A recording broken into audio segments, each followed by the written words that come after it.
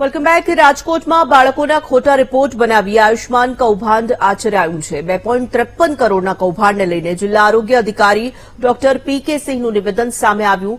આ કૌભાંડનો મુદ્દો ગઈકાલે રાત્રે મારી પાસે આવ્યો. 2 વોઇસ રેકોર્ડિંગ અને 1 એક્સરે રિપોર્ટ સામે આવ્યા છે.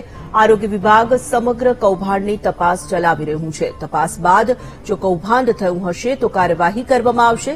રાજકોટની નિહિત બેબી કેર હોસ્પિટલમાં આયુષ્માન કૌભાંડનો ખુલાસો થયો.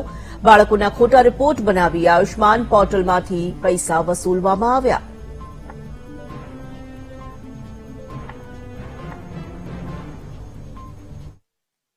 उसकी हम कर रहे हैं, अभी हमारी टीम कर रही है, बजाज कंपनी कर रही है. जो भी होगा दोषी उसके नियम के हिसाब से कार्रवाई होगी. वो 2 करोड़ है या 50 करोड़ है कि 2 लाख है कि नहीं है, अभी हम किसी के ऊपर आरोप नहीं लगा सकते.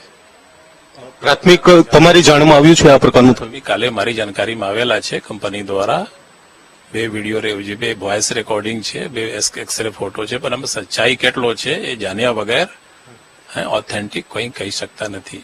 એટલે આમાં એવું છે કે સ્ટાફ છે ને એને અમારી પાસેથી બ્લેકમેલિંગ માટે પૈસા માંગ્યા હતા. એટલે અમે કીધું છે કે ભાઈ અમે પેશન્ટ માટે ક્યારે કોઈ દિવસ ખોટું નથી કર્યું, કોઈ પેશન્ટ પાસેથી આપણે પેમેન્ટ લીધું નથી.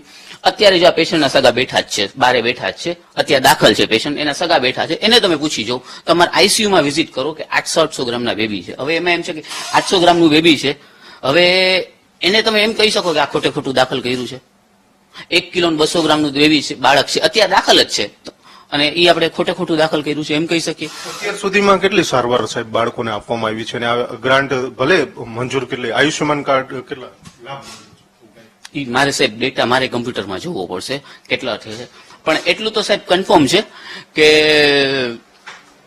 આપણે ત્યાં સૌરાષ્ટ્રમાં પીએમ સિંગલ સ્પેશિયાલિટીમાં, મલ્ટી સ્પેશિયાલિટીમાં નહીં, સિંગલ સ્પેશિયાલિટીમાં સાહેબ સૌથી વધુ આપણે ત્યાં ક્લેમ થાય છે. તો સાહેબ આખી પબ્લિક ગાંડી તો નથી થઈ ગઈ કે આપણી પાસે આવે છે પેશન્ટ સારા થઈને જાય છે ને હેપી થઈને જાય છે.